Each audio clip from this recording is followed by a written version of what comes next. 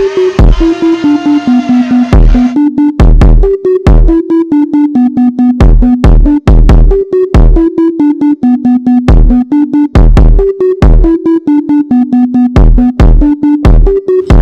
to BearatNight Podcast with your host, Jurassic Parker.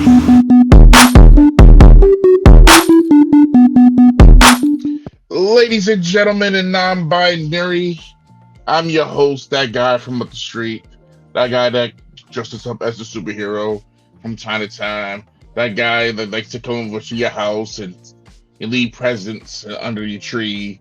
No, actually, I take the presents under your tree. I'm that guy. I'm him. This is BearatNight Podcast. I'm your host, Dom, and we got friend of the show here, friend of the show, Mr. Brian of Geek Squire himself, just doing if you can see this, if you're not listening, let me describe what I'm looking at. He is doing Prince Nana swerve dance, swerve when I drive dance. I'm not gonna lie to you, I'm it's funny that you did it because I was in the gym on, I believe it was Friday or Saturday night. There was nobody in there, and I have it on my playlist for the gym. Right. And like I like basically I have like the starting point is, to get myself ready is Roman Reigns theme music to get myself when I'm coming out the bathroom, get myself ready, get myself prepared, know what I'm about to do. And then right after that is the Usos. Get my pumps in, do some push-ups. Is it the day one-ish or is it main event Jay? Day one-ish. Okay. But main event one is in there. It's like the number 6, right after R-Truth. But the number 3 one, like when I'm ready to go, it's that new swerve, boy, I tell you. And I kid you not, I was doing the dance, bro. I was doing it. First off, being in the gym all alone, best feeling ever. It really is. It really is. Like big pressure on lot. Like, And nobody was there to judge. I was in it. I hit the moves. So I don't know from the outside. I don't know if I hit the moves or hit it on the, as you're supposed to. But to me, in my brain, because I was the only one in there, I was hitting it.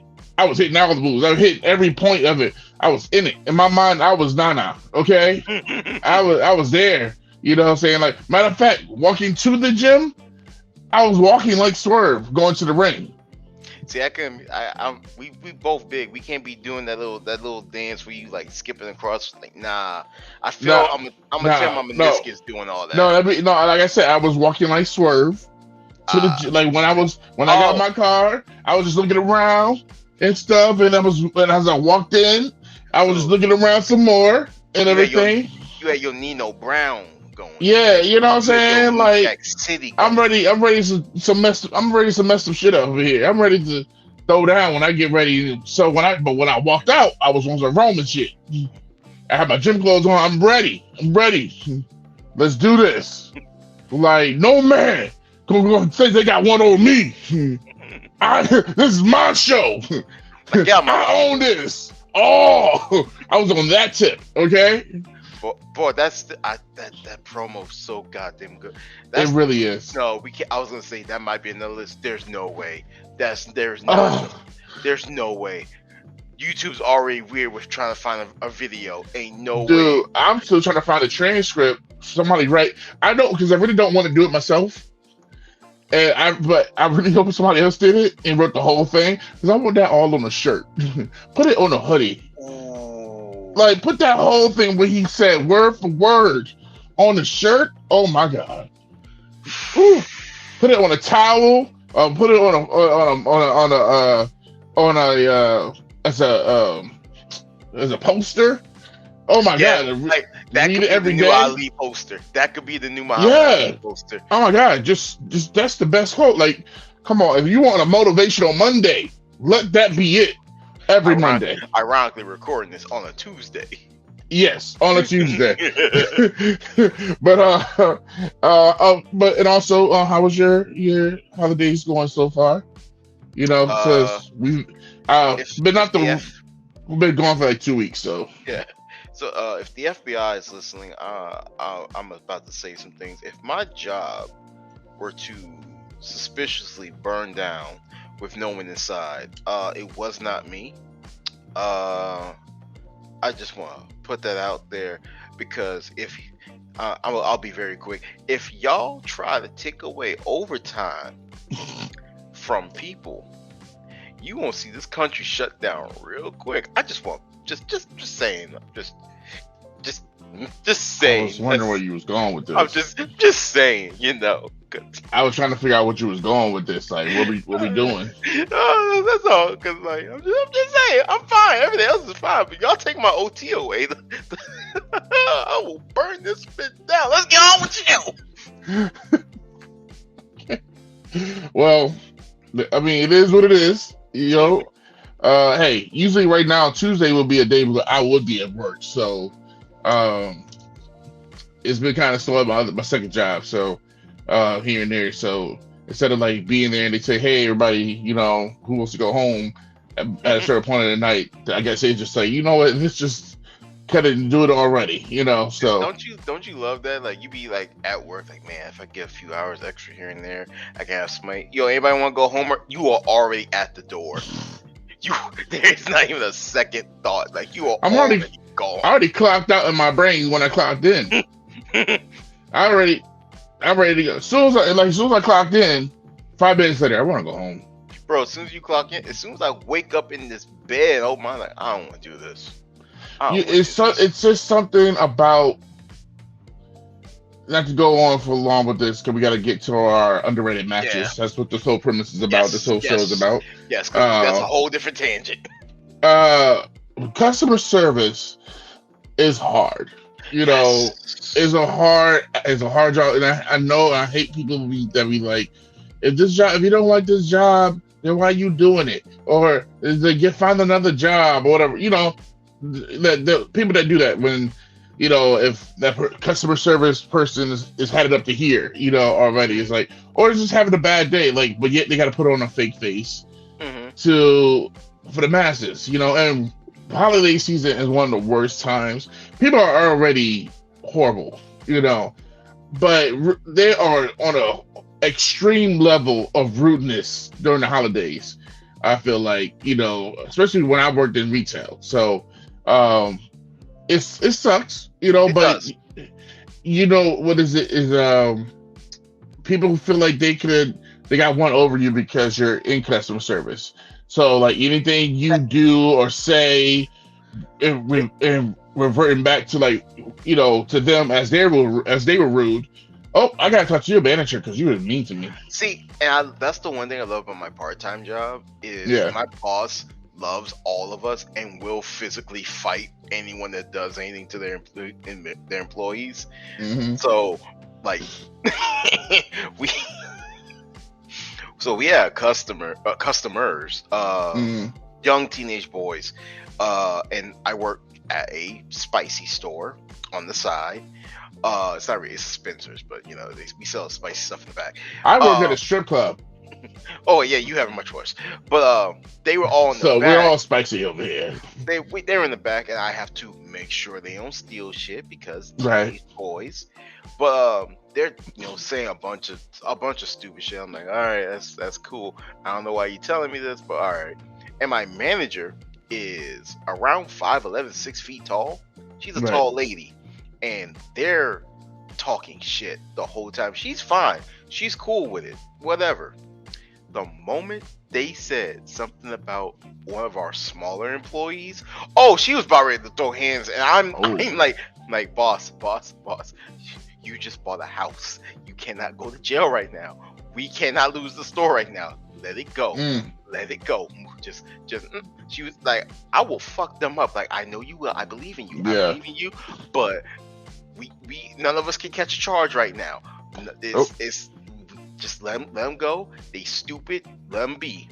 Yeah. Found out one of them has stolen like a T-shirt, like nothing like it major. Yeah. She went into the next store like, "Yo, give me my shit," and I'm just standing outside like, "Oh God, please stop, please stop." You know what? It would have been funnier if like they still like some lube, or we've had that would be funny. We've had lube, roses, dildos, what they pocket rackets. Yeah, we've had those stolen. Someone stole the handcuffs, but left the key, so they were cuffed and they couldn't get out, and we're just like, that's tough. But I don't need this. That's tough. Keys. Good luck at being locked in at Five Below, dog. That's on you. That's funny. I mean, spicy stores are not like, it's still customer service. I just feel like, you know, I have the worst because I work at a bus company on the main job. I just don't want to work anymore. I just want a regular. If I could do podcasting all day, whatever, I will do it. Like if I didn't have like, I guess, morals or like self-esteem, I would probably do OnlyFans by now. Just fuck it, feet pictures, here you go. Like fuck it. I'll give advice on how to start one up, how to market it. Sure, me doing myself, absolutely not. You know how I'll try not to be explicit, but and I'll bring these stories for another day when it comes to the club stuff. But some of the stories, you know, and the stuff I've heard and just the stories I have are ridiculous. And one of those is like certain customers, like they come in, they have kinks, and they want the girls like to kick them in the nuts or whatever. And I'm like, really? And how much are you gonna pay you? I was like, how about you blindfold him and let me go and kick him in the nuts, and we split the bill? You know what I'm saying? Like, we split that. I would kick him so hard. See, you know what I'm saying? Smart. Right, exactly. Try to make some money. You let her contracting. Exactly. Like, let her whisper nothing's in his ear, and I'll just come with the big little Timberland boots, ready to make his genitalia transform into a female's. You know, like it just transforms. It goes from an outie to an innie real fast. You know, he get the best excitement of his life, and I walk out wait for her to give me my half of the money. You know, so you know, we all happy. You know what? You know, that's how I look at it. Some people like, oh, this guy wants to be stumped on. Really? Put the blindfold on. I got you. Like have Kurt Franklin play. I promise the stomp. Exactly. The whole stomp. Nothing but the stomp. Dude, they be like, oh, walk on his back. Oh, I'll walk on his back. Let me do it. See, he will not have a back. That's the thing. You can't wear the boots fit. You have to you have to be barefoot for that. Dude, I'm fine with it. I'm fine. He will not breathe after a while because as I step on his back, he's like, "Oh, baby, you so light-handed, but now you so heavy-footed." You got some heavy feet. Wait a minute. Like the sound effects that he's talking, baby. Hey, hold on, that's an organ. What's happening? Like, you are really heavy-footed. Ooh. You feel like a 300-pound man right now. Ooh. Then plot twist, they into that, and you're like, right. You got to pay extra. I leave out, and the girl come back like, he wants to pay for a full hour. What? Well, time up. Tie the guy up. Don't show us. Put a blindfold. I'm gonna just do some river dancing on his back. Yeah, I'm gonna do some river dance. I'm a crip walk all on his back. You know, he ain't gonna know it's me. He don't know. Swaggle music playing in the background. Oh my god, yes. Dude, I'm playing. Yo, for real. I gotta find a new way to get some money, man. I gotta find. You know, I got to. Like, what is it? Those people that be the dominatrix, they got the best jobs. They can beat up people, spit on them, and everything, and get paid thousands of dollars. It's like, bro, that's crazy to me. Real shit. We have to get to the list after this. Yes, we have to. There is a small business.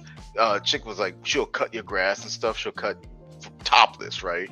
And the guy asked, like, "Yo, just no bra? You can cut. I'll pay extra for the front yard." Clip, took it off. Bands, dog. Bands. And I'm like, get your money. But if there's like, look, I'm very bad at cutting grass. I'm not good.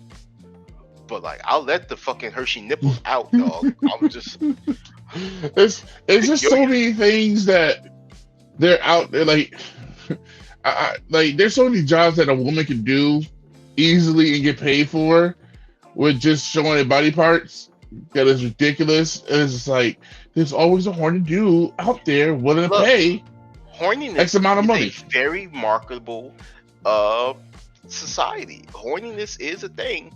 I mean, it is. Everybody's horny. Even the old people are horny.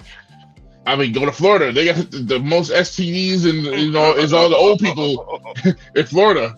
They go there to retire and hump a lot.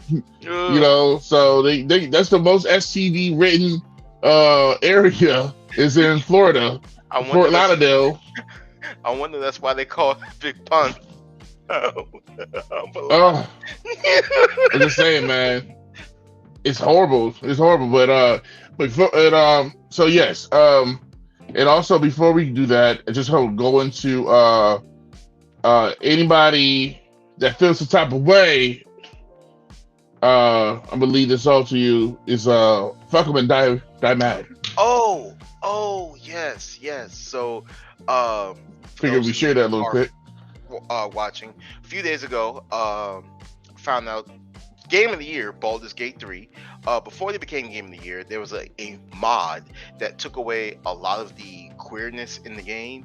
And as someone who has a lot of queer friends, I live in a queer household, wasn't really fucking with that. And then the internet went and did internet shit and just constant negativity. There's a black chick in this, there's an Asian chick in this, and then Doctor Who did a beautiful 3-part special. I've only on part 1, but I went in my work truck, and me and my co-partner in my company, Geek Squire, y'all know, he said, and I quote, "Man, fuck them, let them die mad." And I went, we could market that. Yeah, that'd be funny if we put that on a t-shirt.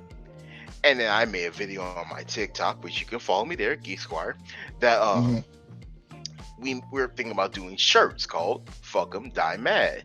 This, I'm looking right. This man in the this the visual right here. I gotta get my fingers in the frame. There we go. The visuals. Yes. He sent me what's going to most likely be the very first logo or stickers for when we do start selling the merch. We are still in the early stages. We are still trying to figure stuff out because we are starting this up from the ground up. We've never done t-shirts. I personally didn't think we were going to do merch until like we hit 100K. We're only at barely 39,000 followers.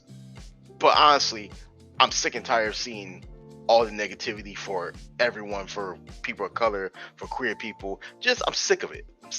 I'm tired of it. So fuck them, die mad. So right now, I can try and show off the logo that he sent me on my phone. It's probably gonna look trash, but we're doing the best what we got.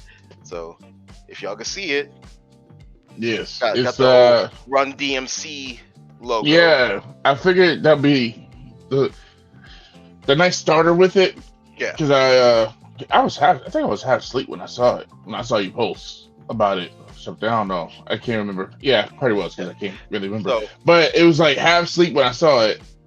But then when you said "fuck 'em, die mad," I already had the abbreviation for it, but in my head. But it was just like markability wise.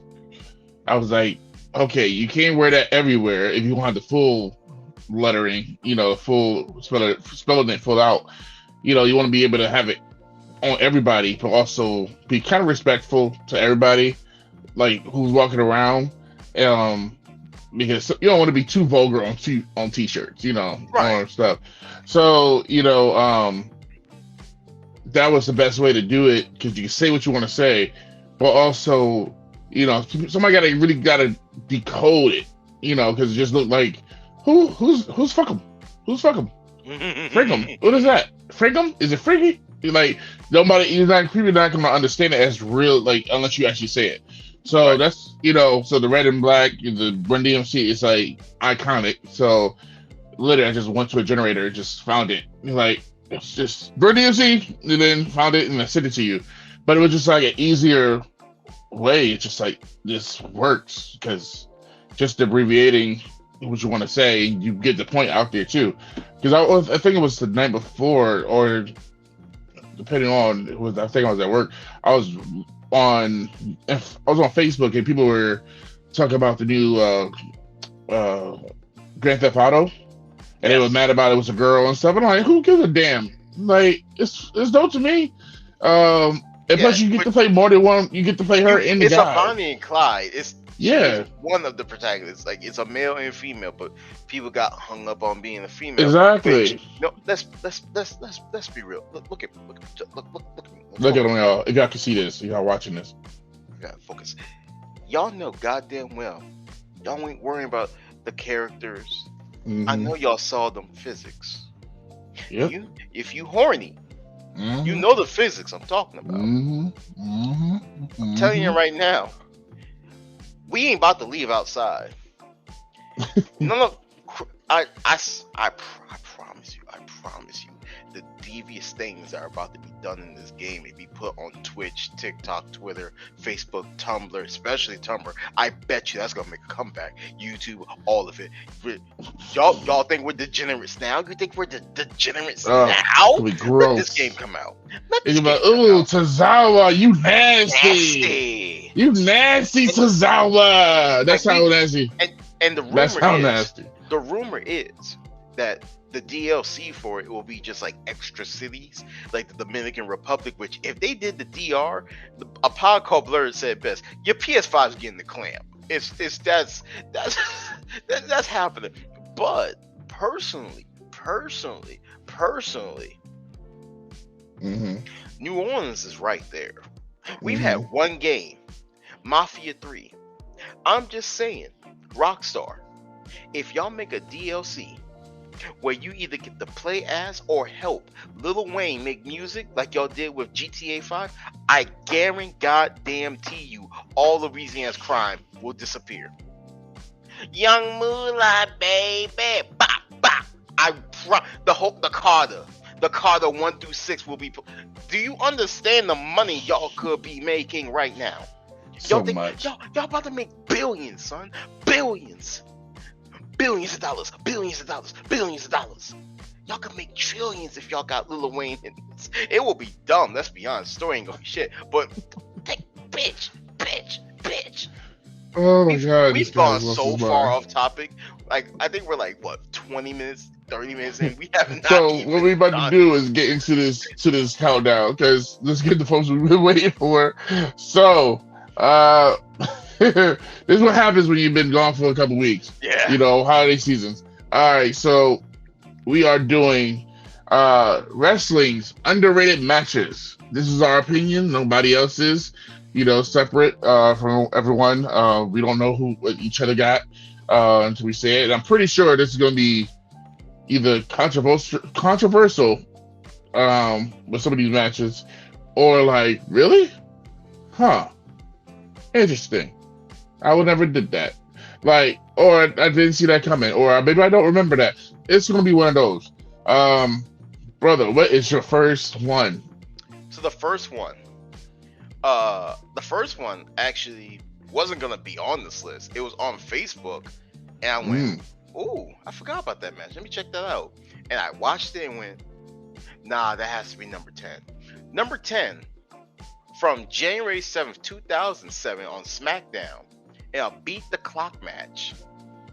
Paul London versus Brian Kendrick. I put this at number 10 for the sheer fact these two never threw a single strike until there was 2 minutes and 13 seconds left on the clock. It was straight up hold after hold after hold after quick pin after quick pin. This was just a really quick technical match, and it didn't get physical. They never like tried to hurt one another. It was just trying to end the match as quickly as possible. But they knew each other so well. They had counter for their own counters, and honestly, it's not a great match, but it's one of those matches you can sit down and rewatch and go, damn, they did this, just little nuances here and there. And it's literally a 7 minute and 43 second match. I forgot about that match, honestly, but I do remember that match because I was really a big Paul London, Brian Kendrick, them running to the ring, yeah. Mask and everything. I wish they had like a better name than just their name. Yeah. Because they had, I like their gear. I like they had a style. One was blonde, one was dark hair. Kind of, it kind of gave you like a 2.0 Hardy's situation. Yeah. Because they were a little younger. That drop, we all had that drop salt in SmackDown versus Raw 06 and 07. Yeah. Everybody had the drop salt. Even Big Show had the drop salt. Yeah, like I mean, and plus he was, he went to Shawn Michaels school. Matter of fact, he started at Shawn Michaels school with Daniel Bryan. He's literally, just as much as a good wrestler. Kendrick and London both were students of Shawn Michaels, so it's like them being a team. Oh, Paul London, right? Too, right? Yeah. That's right. But I remember, weird, because Paul London doesn't really like Brian Kendrick. I don't know. No, there's beef. There's like a hour-long podcast where he just shoots on. Oh god, but they worked so well. They did. Oh yeah, Paul London has an issue with a lot of people. He does. I do remember that. He's a weird dude, but Brian Kendrick is even weirder. We're not even going down that rabbit hole. But that's the thing. It's like two weird guys, and then that work so well together. But the other one's like, no, that guy's weird. Yeah. Like what? The other guy's like, that guy's weird. Y'all, motherfucker, y'all both weird. Yeah, make this bread though. But I remember Paul London debuting here in Hartford, Connecticut on his first ever. I remember to this day. I was watching it on SmackDown. It was SmackDown. He debuted here in Hartford. Yeah, and I love that. I thought he was dope. I thought he had a dope look and everything. Yeah. Well, that's my number 10. What is your number 10, sir? My number 10. Oh, all right. Just switch this. No, because it's the same group. Doesn't matter. My number 10. You know what? No, I'm gonna read this. My number 10 is going to be John Cena versus Damien Sandow for the World Heavyweight Championship belt. When he cashed in his Money in the Bank. Yes, and Money in the Bank. Boy, that is a good number 10. That is a good underrated match. To this day, matter of fact, that was the match to me that certified I liked Damien Sandow. Like, to me, I really liked him because I don't know what it was about it, but... And you're welcome. Yeah, like, it just, I don't know, it just hit the switch for me, like, I like this guy. Like, even more, I thought he was cool because I used to say, you're welcome because of him. But when he did that match, him just showing his aggressive side and everything, and then I was mad, genuinely mad when Cena won because... but I will say, like, at the time, we all had that thing about Cena. Now we reflect on it. But at the time, I was like, damn it. But at the time, I was like, come on, man. Y'all could have gave this man a chance at the belt. But it was that Otis situation. Like, everybody like Otis, but then you gave Otis the Money in the Bank. But it's like, you really don't want to see Otis as the champion. Like, and something else maybe. To me, I was like, his character wasn't built for that. Yeah, no, I agree on the that. Character wasn't built, but they did it just to say, you thought you was going to get something else, huh? Gotcha. And that's what I felt like with Damien Sandow, because of the character-wise. It was like, okay, this is not it yet.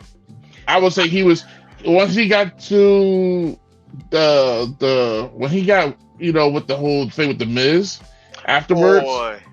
After that, that's what I felt. Okay, he did the whole stuntman thing. Now we can push him because he showed he could do so much now. Mm-hmm. Now we can get him to be up there, and then they fired him. But to be honest, and it might be controversial, I think that was his peak. That was his peak. That was his biggest match. Everything after that was just downhill from there. That was his biggest match, and he lost. I mean, give it to John Cena. He let him have a lot of offense and beat him up and stuff. But in John Cena fashion, by the way, he had a fucked up elbow. Like, he still was injured. He was basically with one arm, and he still was. Like that one Superman just had that Superman power of all I needed is hit them with this AA one time and it's over. And that's what happened. After all the moves this man did to you, done beat your ass and stuff, he needed just one AA to win this match. And that's what happened. But at the same time, it just showed what Damien Sandow could do, and it got me intrigued. And I still like him as a wrestler and stuff too. So, but yeah, that's number 10, Damien Sandow. Yeah. What's yours? Number 9, buddy. Number 9 is a match that I was gonna say you can watch on YouTube, but YouTube has magically pulled it, of course, as of this morning. So the story of my life. You might be able to find it. It might just honestly be buried, but I can't give you the date. But that young knockout kid, Chris Hero, versus a future War Raider, Viking Raider, War Machine, not Eric. Raymond Rowe. Wow. Before he got to WWE, before he even really got big, he wrestled a match against Chris Hero, and it is stiff. It is a stiff, two big meaty men slapping meat match. Biggie would be proud. He would be proud. I had this match in my favorites. God, it's not technical, right? It's not super flashy. It's just strikes and suplexes and more strikes. And all right, I'm a fan. Chef's of kiss. Just beat the shit out of each other. I'm a big fan of that. And they did. There wasn't any blood. I'll say that, but there was some stiff elbow shots. You don't have to have a lot of blood. You don't have to do the blood work in wrestling matches to show that it's a good match. So it's only if it's really needed. But if you're really gonna do it, you can do it without the blood and have a really freaking match, and it'd be good and legit. And I give it up to those type of guys that do it. We don't need to have all the blood. It's not gonna be a Dean Ambrose match. That man, he's about to be like the new Sean. He's like the new Ric Flair down, want to bleed everywhere. God damn! Like every match you see, this man want to bleed. Like stop, Jesus! Buckets of blood everywhere. John, all he did was flick you. Yeah, but I got bleed. Why? Right? Yeah, exactly. Come on, man, stop it. All right, so that was yours. Number 9. My number 9 will have to go to what is this guy? The Hardy Boys. Jack debut. Ooh. Yes. Ooh, when they were still wearing the yellow and blue. When they coming out with the PS Michael Hayes. Oh. And they just I didn't know about them until it was like 2 a.m. I was in Richmond, Virginia. I was during the summertime, and I was me and my brother watching.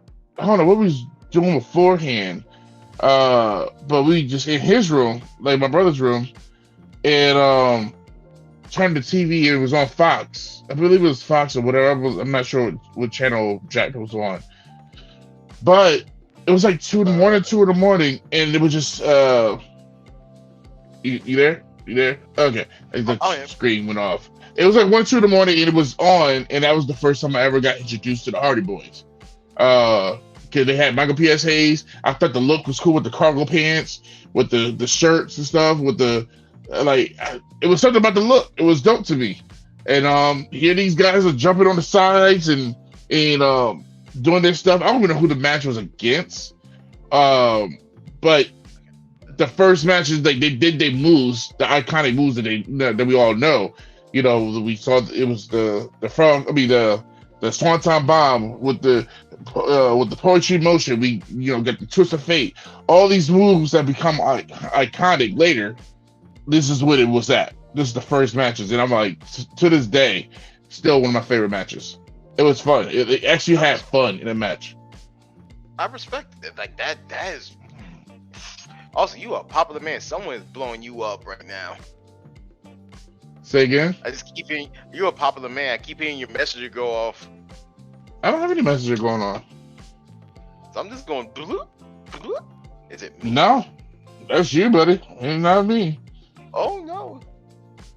Yeah, that's you, buddy. Yeah, you famous. Oh. You popular. I don't know. You popular sorry, right all the sorry, audio listeners. Apologize for that. Didn't know that was happening. Like he's like, oh, I'm not used to this. Hold up. I just keep people hit me up. Yeah. See, thought it was me. You trying to get me to get trouble? I thought it was. My bad. It was me. It was me, Austin. Okay. So, we'll sell it out meeting tomorrow. Okay.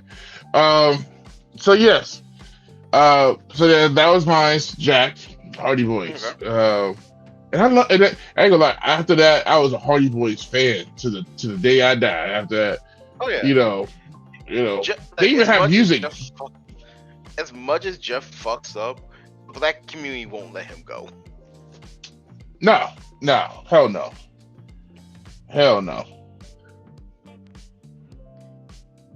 Yeah. So what you got?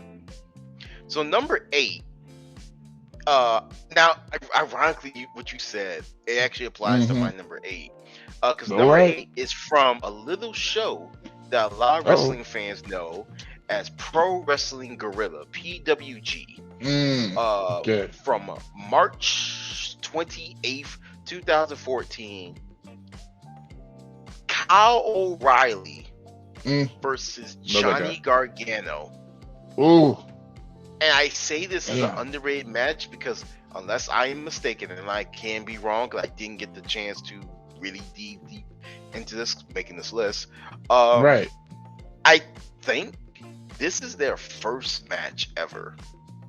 I could be wrong because they might have had a match in IWA Mid-South. I could be wrong. But on a big scale, this is their first match. And a lot of what you see from both of these guys will become prevalent later in their careers. But like a young Kyle, a young Gargano who still had like the long swoop hair that like went down here. Johnny's hair is weird. Like he be doing weird shit with his hair. I want to tell him like, please stop. Please pick a style and just stick with that. Please stop. You're married. Yeah. You won. Leave the man alone. Let that man pick what he wants to do with his hair. Stop. Okay. Get help. But no, this match it's very interesting seeing them now, but seeing them then, like, not as ripped, not as jacked, but still having that pure wrestling, that pure technical prowess. It's on YouTube, shockingly, for free. If you just type it in somehow. Don't know how they got away with that, but took my Chris Hero versus Ray Rowe match. Little bitter about that. A little bitter. I'm sorry, nobody likes Chris Hero. I don't know what equivalent exchange we had here. I didn't ask for it. You know what? I met Chris Hero here.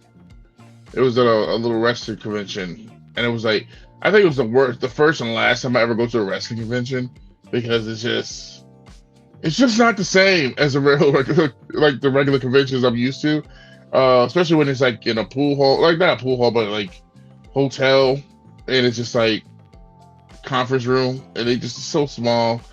But it's just like, damn, a lot of has-beens. It's like, but it was like the has or the never was or never got you in one room, and But then the ones that's like the ones you really want to spend money on to see, they in the other room. You know, Booker T and everybody else was in the other room where, well, the A-list, the A-list, wrestlers. All right, they're the ones that you got to pay big money. I didn't know that because I thought they were all in one room. No, they the A+. They in the other side. You can't go there unless you got money to go spend that. To go see them. So I was in the other room with Chris Hero and who else was it? I forgot what's his name. The one that was doing the dancing, not disco. Fandango. Go. I will say he was kind of cool though. Fandango was kind of cool because I was looking at Power Ranger figures. This guy had Power Ranger figures inside the big old boxes of wrestling toys, and I just happened to look and I'm like, oh, excuse me, and I look, oh, you're Fandango. Don't you love that? You just see like, oh, you're a real human being. Yeah, he's like, yeah, that's me. It's like, creepy. All right. Why your voice so deep? I'm gonna keep it pushing. Yeah, that's pretty much it. It was like, still just like TV. Then I saw Chris Hero, and I was just, oh hey, and he was just let up. That was it. That's all I got. That's my Chris Hero story. Now, I would probably annoy Chris Hero. I would probably get restrained though, because I would just want to talk either wrestling or music with him. He looked too much like one of the guys to me. Like, he doesn't look like a wrestler. He's one of those guys that don't look like a wrestler to me. I think that's sometimes the best ones though. Like, yeah, the most unassuming. See, I'm torn in that because I was about to say like the ones that look unassuming, but at the same time you have guys like Gary Albright, Vader, Umaga. But those guys look like they could kill somebody. I know. That's what I was about to say. Like, sometimes they look better, like not unassuming, but at the same time, it's like, But Bret Hart didn't look like a wrestler. He just looked like a Canadian with long hair.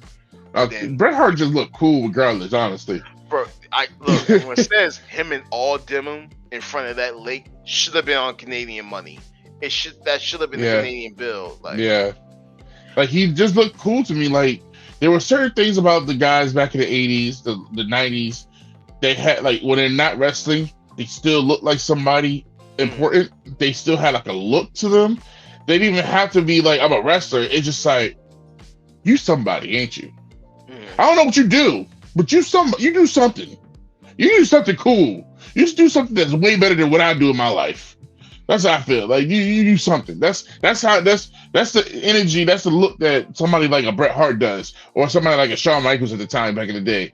You do something, and I don't know what it is, but it's cool. I don't know. Hey, but sometimes those unassuming people can be the best ones. Sometimes that is true. I'm not saying everyone needs to be plain Jane. I'm just saying sometimes being unassuming can not get you in trouble. It can keep you a good job, be a star. Got you. All right, that was my number 8. What is your number 8? That was your number 8. My number 8. Oh gosh, my number 8. Ooh. All right. My number 8. Oh, The Miz versus Shane McMahon in WrestleMania. Really? If the Miz was the face. I actually really liked that. I was mad that it didn't get as much press or praise like everybody else did, especially with the work that Miz did as a face, because nobody really, he's good as a heel. He's amazing as a heel. He's amazing as a heel. He can be a jerk. He can be a pest. He does it all. But he's also pretty good as a face too. Like, when you need him to be, he's multifaceted. Whatever you need him to be, he can do it. I would say him and R-Truth are the two guys that could be wherever you want, whatever you need them to be at the time. They can be it and do it to the best of their ability, and get over every freaking time. Doesn't matter how. It doesn't matter. They can easily do it. That's why even when they were together as a tag team for a moment, they worked so good, and he had a cool look to him because it's just like a group, two guys that you never thought that you want to see as a tag team, really kind of look dope as a tag team. As if they actually did it. Truth. Yeah, it was a dope look, and I wish we got to see more of it after the Rock and John Cena match, but it was pretty much done after that. Yeah. And they just, but Miz really worked that match. He definitely was, the leader in that match. You could tell. Oh, absolutely. I think it was at that point Shane was like well past his wrestling prime. Like, I think, matter of fact, Shane literally, I think, just had a plane accident 2 weeks or something like beforehand or something like that. I think it was. No, wasn't it that time? It was that happened during the Kevin Owens, Sami Zayn, and Shane McMahon feud. Oh, okay, that's what it was. Okay, but yeah. So I digress. So yes, the Shane McMahon versus the Miz, it was really good. They told a story. Shane did a great job of being the heel. Because at the time I really did not like Shane McMahon coming around telling people how to say his name. Like, no. I need you to say my name the way I need you to say it, or I'll fire you. The best in the world. Oh God, I really thought CM Punk was coming back at that time. That moment to get that best in the world, it was a championship or like a trophy. It was a trophy. It meant nothing. It meant nothing. Oh, it got me so mad. It really pissed me off to see him have that belt out of all the people. But I get it. It was part of the story, and they did the bullshit. But it was a great match. If you ever go see it, and they got some great high spots in there that they did in there. And neither one of those guys are like traditionally the high flyer. No. But they took chances in that match. Miz, all of a sudden, he's just popping off. Yeah. And but like I said, neither of them are traditionally the high flyer, but they put a lot into that match. They really did a lot in that match, and I can still watch that match to this day. And it's right up there with a lot of the other Shane McMahon matches that he's done in the past. So if you ever check it out, which WrestleMania? I forgot which WrestleMania was it, but Shane McMahon versus The Miz at WrestleMania. Put it in there, put it on YouTube, and definitely go watch it. I want to. This last one was 39 last year. This is I would say about 6 years ago, probably now. I want to say that was WrestleMania 38, but I have my computer right in front of me. I can check. Yeah. and also with that match, they pulled off some great stunts that could have got screwed up easily. And they didn't have. Did you find it? Was that really WrestleMania 35? Nah, there ain't no way that was WrestleMania 35, huh? Because I know I was watching it from home, so I know I wasn't there. So yeah. Unless it's in New Orleans, I ain't watching WrestleMania. I think I was. It was. Yeah. But no, WrestleMania 39 was the one where Shane blew his whole quad out. Mm-hmm. Are we sure that they had that match at WrestleMania? It was WrestleMania. Let's see. It was WrestleMania. Hold on. Let me see. Oh, yeah. WrestleMania 35. WrestleMania Goes Hollywood. Yes. Shane McMahon defeats The Miz in a false count anywhere match. Okay. Yeah, the quad was last year where he did the whole thing, like the jumping up and he put the Vince. He said, "Oh, hey Dad, you tore your quad going to the ring. I'm gonna tore my quad jumping up." He's like, "Hey, I make it to the ring, but you don't see this magic trick here. Let me just do hot potato and then come down and my leg." That's the move right there, baby. That's the move right there. All right, so what is your number 7? No. What is this? Number 7, yes. 7. Okay. We had number 7. And oh man. Y'all gonna hear this. Y'all gonna hear this a lot. You're only gonna hear it two more times. Oh, number 7 comes from TNA Wrestling. Go ahead. TNA that's coming back, baby. TNA that's coming back. Sir. That Impact Wrestling. TNA. We back, baby. I cannot wait. Honestly, I cannot wait. Oh, can't wait. No Surrender, Yeah. 2005. Right. Chris Sabin Ooh. versus the Samoan submission machine in the midst of an undefeated streak, Samoa Joe. A prime Joe. This match was... First off, I love a good cruiserweight versus heavyweight match. Right. Chris Sabin pulled some heavy moves out in this match as well. Chris Sabin's honestly a very underrated wrestler. Very underrated. Who finally got his due. But this is legitimately one of my all-time favorite Samoa Joe matches and one of my all-time favorite Chris Sabin matches. Because both of them went out, I think it's like a 16, maybe 17-minute match, and just had a... I'm not going to say it's a 5-star match, but it's a damn good match to watch, and I can easily watch it over again. I mean, I would if a certain company didn't take down the video when I was trying to watch it. You can watch it when so what is I found out the other day in the news. So the parent company, it's so weird to say, the new parent company of the WWE Endeavor, huh? Endeavor, yes. The parent company of Endeavor, yes, called Endeavor, which is they formed TKO, which is the WWE and UFC. Yeah, so they have the parent company of TKO. It's so crazy, weird to say this. The WWE never had a parent company. They were the parent company. Yeah. Endeavor is going to be helping out TNA, formerly known as Impact Wrestling, formerly known as TNA Wrestling, and formerly known as AWA presents TNA.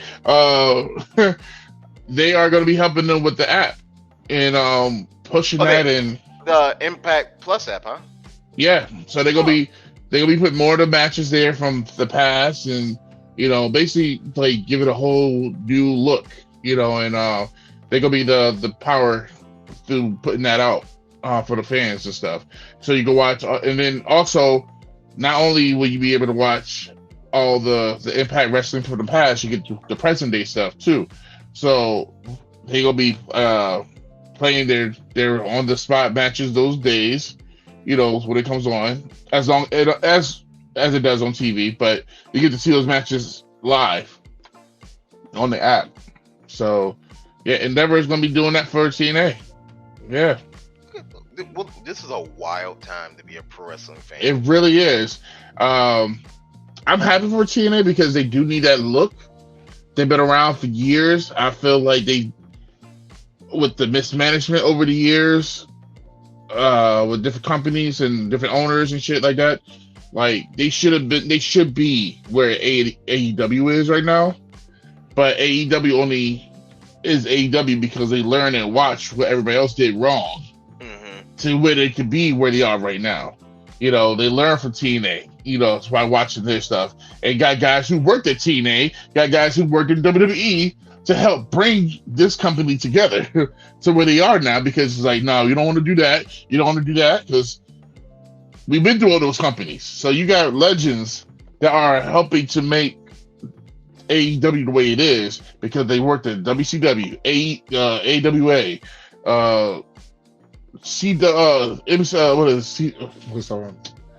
what is that? Championship Wrestling. Why can't I think of it? WCW and WCW, NWA, AWA. I always say AWA. ECW. ECW, yes, that's what I don't know why I can't. Had a brain fart, but yeah, all these companies in the past, they worked these companies, so of course AEW is going to be where they are now, because they be like, no, this is what you need to do, so you won't get like this, and now look where they at. But I feel like, dang, TNA, if they just didn't suck at certain points in their timeline. They did until I want to say right before the pandemic, maybe 2019, whenever they got Josh Alexander, and Scott D'Amore became more of the leader of the company. Around that time, that company shifted and started to like turn around from like the abyss, and it was like, nah, we coming back. We'll get there slowly, but we're coming back. Then pandemic era was just wow. They were like the most consistent company through the pandemic era. And then 2021, 2022, all of a sudden, they've like elevated their game. Roster, you have Chris Bay, you have Ace Austin. Goddamn, I love Chris Bay.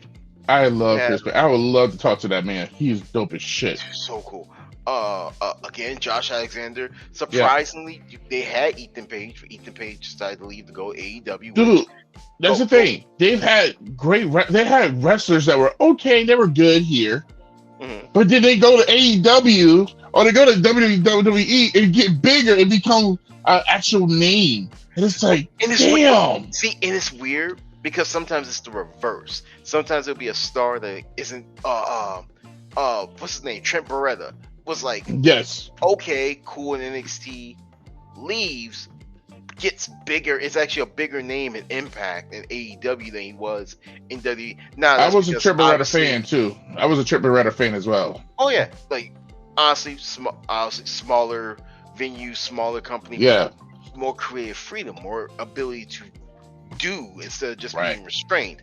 Granted, you're working more, and TNA allows your workers to work the independent scene as well. Yeah, because they treat people as what they are, independent contractors. Yeah, and that's the same thing with AEW. They do the same thing. They just make sure that, hey, can you work this day? We need you to make sure you can work this day. Don't do anything stupid where you get injured and break your ankle before a pay-per-view. What's that boy's name? Adam Cole, baby. No, not Adam Cole. He's injured responsible. at the show. No, what's the one with the face paint, half the face? Darby. He gets on my nerves. He's in the. I ain't never seen this man go to the hospital like ever. He makes anything that freaking Jeff Hardy ever did seem like a cakewalk. Like. Jeff, that was it? That's what happened to you? Oh, I did that last week. Jeff in the back, like, hey, yo, chill. Hey, right. Hey. Like, the man is already hurt. The man is already hurt, yet he's going to an X Games competition on a little, like, scooter, big wheel or whatever, doing the flip or whatever, and then he still hurt himself. And then, but walks off like, hey, that was fun. And, all right, I'm going to go climb Mount Everest. And we're all just like, bro. Stop. Training to be doing my others. And then the thing is, I saw this man in person at Terrificon last year, and I was like, this little motherfucker here, this piece, like, not being in a mean way, like, you know, like, it was just like, TV amplifies you to be so much bigger than what you are. But when I saw him, oh yeah, he's like 5'4", 5'5". The man is small. He's a small little man. And I was like, I don't get it. Like, you told me this is a wrestler. I'm like, he works as a, paperweight or something? I don't know. What did he do? Like, but you will not understand. Like, you just don't get it. But you see him in wrestling, but, oh my God. He's Spike Dudley. He's an amplified, He's 5'8". He is an inch taller than me. I don't know. No, he can't be 5. He can't be 5'8" because I'm 5'11". I'm 5'11". 5'8", 175. He can't be. I'm 5'11", and he looked so small to me. Maybe because he's his weight or whatever, but he didn't look that tall to me. Maybe I don't know. Maybe I don't know. Maybe that's him wearing boots at the time at that size. I don't know. It just doesn't strike me because I saw this man in person. And it's just like, huh? Wow. Yeah, everywhere it says 5'8", 5'8". Wow. Because he wasn't that. Because it was him. I think Ethan Page was there, but I didn't get to see him. I was looking forward to see him. I met Ethan Page and Ricky Shane Page as well. They were in New Orleans, and they were like, they did the thing like, we're both Pages, we're both brothers. Like, how's that possible? We have different moms, and I think either Ricky or Ethan, he kind of just froze like, we're brothers, and they both did like, yeah. The crowd laughed. Like, it was so dumb. Like so dumb. I don't know, man. It's just I like Ethan Page. I'm just waiting. I can't wait to walk in, like walk into someone at a toy store one day. That's what I'm looking forward to, or at a convention and just see, hey, Ethan. All right, so just go back to the stuff. That was my number 7. Where's your number? Your number 7 was that. My number 7 will be China versus Chris Jericho for the Intercontinental Championship belt. You coming in with deep cuts. Ooh. Dude, I love that match as a kid. She did a pedigree off the top rope to a man. And no one talks about it like it should be. Like, come on, man. Come on. That happened. I did not. That is a deep cut right there. Dude, I love that match. Like, it was one of the matches that I had to watch when I was able to get like YouTube or whatever. Like when I, later on, because I never got to see the full match because at the time, we couldn't watch the pay-per-view. We just had to watch the clips and we see what they do on the aftermath and see what they said in the magazine when they talked about it the following month. But yes, that was a pretty good match, man. It was a good match, especially it was an intergender match. You didn't get that a lot. You really did. But he treated her not as a female, as a full-blown wrestler, not a female wrestler, a girly girl wrestler. He didn't take it easy on her. No, they did all the spots they needed to do, and it was respectful and it was great, and it went down. It went down. She killed it. They both killed it. Yeah, and I believe who won the belt after that? China won that match with that pedigree. She won the match. Survivor Series 1999, China versus Chris Jericho. Yeah, she defeated him with that fucking pedigree. That pedigree was vicious, dude. Like, I love the fact right under that video, I see Chris Jericho working with China. She was terrible to work with. Jericho. Yeah. Jericho, yeah. I've heard that a lot with her, but I've heard pros and cons when it came to her. And, especially when she worked with, like, Ivory. Ivory had a lot of stuff to say about her. Said she was a sweet girl, sweet person, like, very nice, but, she was wrestling so much with the guys, she didn't know how to handle some of the girls, and she didn't know what to do with her things, and, it's pros and cons to China, but for what she stood for, the person that she was, we wouldn't get girls like Rhea Ripley just like today, you know what I'm saying? Oh, and I'm waiting for Rhea. That match would have been so stiff, bro.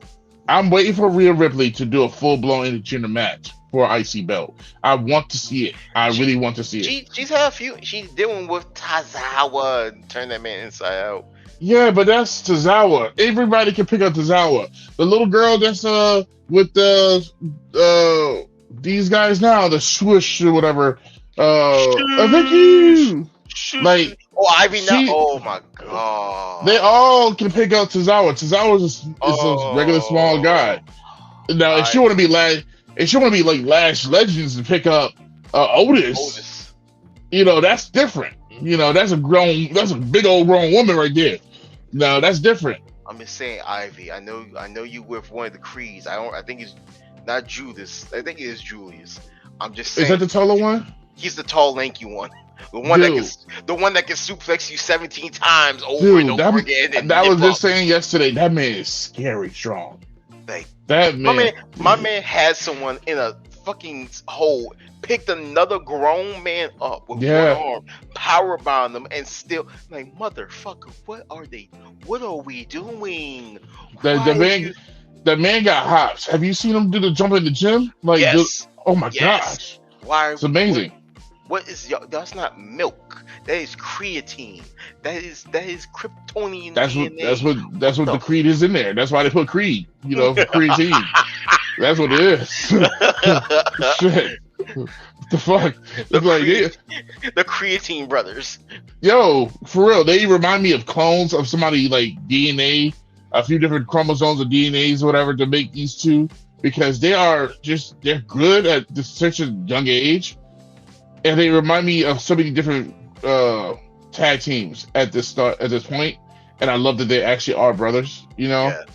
It's and so all it makes actual family that becomes a tag team are usually the best ones. yeah, of Like course, you have blood relatives and people who like found family. So you like your Dudleys, I would consider that found family. yes, But the Hardys, that's like blood. Edge and yeah, Christian found family.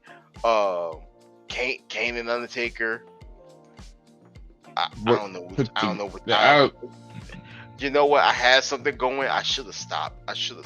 That's Yeah, on me. we gonna That's stop on right me. there. So number That's 6. that's on me. Number 6. Remember what I said before that you're gonna hear a certain name over and over again.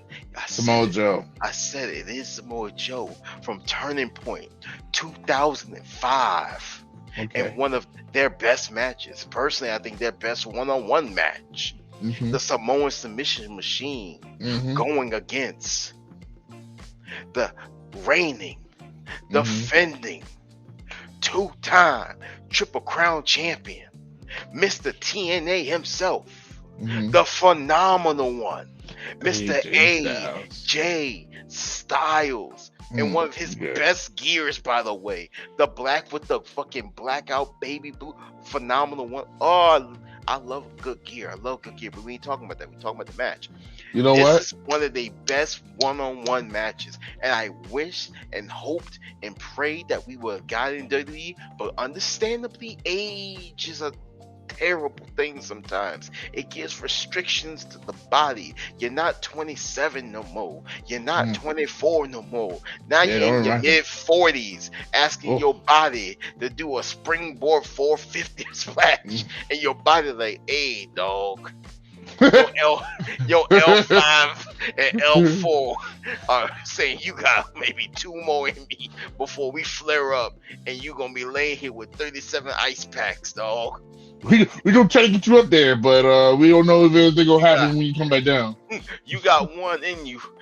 But at the same time, when you built like a phenomenal one, for some reason, even at mid-40s, you can still somehow be hitting these moves. But you ain't touching the spinal tap. You know, because you know better. You smart because you know if you do a spinal tap, your legs are done. Right. They done, but we ain't talking about that. We talking about 2005 AJ Styles, who was a whole different breed. That I still have it. I still rewatch it on my DVD. Get physical DVDs while you still can, because they mess around with digital stuff now. This match, because this was built around respect, around Samoa Joe not respecting the creed of the X Division, not respecting and injuring Christopher Daniels, putting him on the shelf in one of the most nasty chair shots and knee shots. Blood everywhere, because Christopher Daniels, if there's one thing he's gonna do, he gonna bleed. He gonna bleed properly. But this match, even I think AJ said in the interviews, I think it was his favorite match of his. Wow. Because it was just, there were so many things that they don't do that much anymore. Like Samoa Joe did this weird Tiger Bomb, like a weird variation of it, and AJ like kicked out with half his lip busted open, blue eyes be bluing. He does a Fosbury flop that's just so goddamn, like everyone does it now. You know, Keith Lee did it I think at one point. Dijak's done it. I think Chris Bay or Ace Austin's definitely done it, but don't nobody do it like AJ mother beeping Styles. No one does it like this. He does it so gracefully, so beautifully. It's just so it's so goddamn good. And the both of them just put on a damn good match, a damn good show, which in the end we'll see Samoa Joe come out on top. Now I know you're gonna say, Brian, this is spoiling. Why y'all spoiling these matches? Are old and on free internet. You can watch them at some of them you can watch anytime. Okay, these matches, you know the ending, but it's not about the end. It's about the match itself. The match is just so damn good, and I love it. AJ hits a nasty ass drop kick. I think this is like one of the few, because he does it occasionally where he'll hit it and he hits you so good that he actually lands on his feet after he hits you, like goes up, drop kicks, does a backflip, and just lands perfectly on his feet. And when he does, he gets hype. My man gets like all the veins be popping, eyes be just bluing, super blue, and then Joe just takes his head off with Larry at some point in the match. It was beautiful. I love this match. It's very underrated. It doesn't get talked about a lot anymore because they've had like 75 more matches after that. But this match in particular, he also takes him off the apron after he power bombs him and swings him like Cesaro into the guardrail. Brutal. Loved it. Right. Loved every second of it. What is your number 6? The Usos versus the Wyatt family. 2 out of 3 falls match. I will still talk about this match to this day, no matter what list it is. Because it's such a great match. Yes. Still a great fucking match to me. It's still, and it doesn't get talked about as it should be. It just doesn't get the love that it should have to the masses. To this day, I've been day one. To this day, I'm just saying.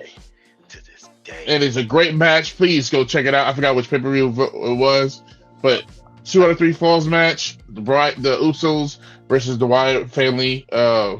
Yes, please. Luke Harper, Ed Rowan, just go watch it. It's a fucking damn good match. Was that a Raw match or was that a pay-per-view match? It was a pay-per-view match. I think it was like the first match of the night. But to me, they killed that match. Battleground. Battleground. I feel that was a Battleground match because that just screams like Battleground, and it was 2014 Battleground. Yep. So if anyone's interested, there you go. It's on the network. What you got? So we're gonna break our Samoa Joe streak, but we're not breaking our TNA streak. Surprisingly, I didn't realize I had this many TNA matches in a row. Right. This match is underrated only because the person in this match has so many bangers during this time that the match actually just kind of just like fell off to the wayside, which is insane when you really think about it, because this was a really, really good match. I'm a fan of the wrestler, but the person's kind of shitty. Not the person I'm about to say first. I think he was either the world champion or the X Division champion at the time. Josh Alexander versus TJ Perkins in an Iron Man match that went on for 1 hour and I think either 3 or 13 minutes. Wow. This match is on Impact's website. It is 100% free, and because Impact is a wrestling company, there are no breaks. It is uncut 1 hour, 13 minutes of beautiful professional wrestling, and it solidified to me why Josh Alexander is without question one of the best in the world, if not potentially top 5 guys in the world. It showed TJP when he's not doing fuck shit online, is without question one of the best technical wrestlers in the world.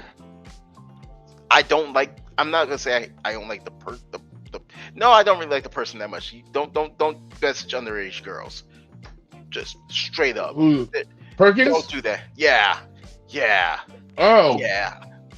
Trust me, I was a big fan of him. Then that came out and I was like, I was a fan of his for like 2 seconds, like when he was in the Cruiserweight Classic. Yeah, but when he started doing the dab every week, I'm like, everyone started to hate him after that. Yeah, and it was like, I'm like, stop, please stop. And I just no. I mean, I thought he was cool and like had some dope moves here and there. I said before, he is without question a great technical wrestler. But he's a great all-around wrestler. He had a fire theme, a fire Titantron. Him as I did like the video game. I did like the video game music though. that little video game joint that he had on. He was in WWE. That was dope. Mm-hmm. Now, I will But say this: he seems to have cleaned up his act. He's with Will Ospreay in the United Empire. So in the last like 3 years, he seemed to have matured. So he has done fuck shit. I want that on record. But if someone can grow from it and mature and atone, I am all about second chances. all right. So if he has, cool. Don't do fuck shit. That's all I ask. That's all I ask. Stay out of trouble.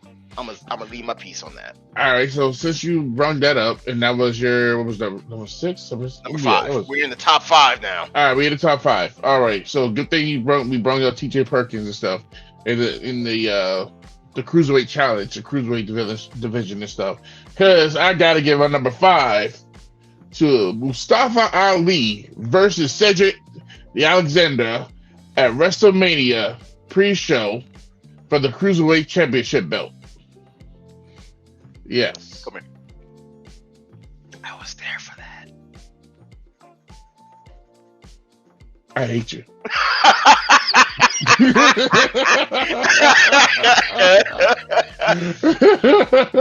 Yeah. I dead ass was there for that. I got to watch that match happen. I still have the photos in my phone.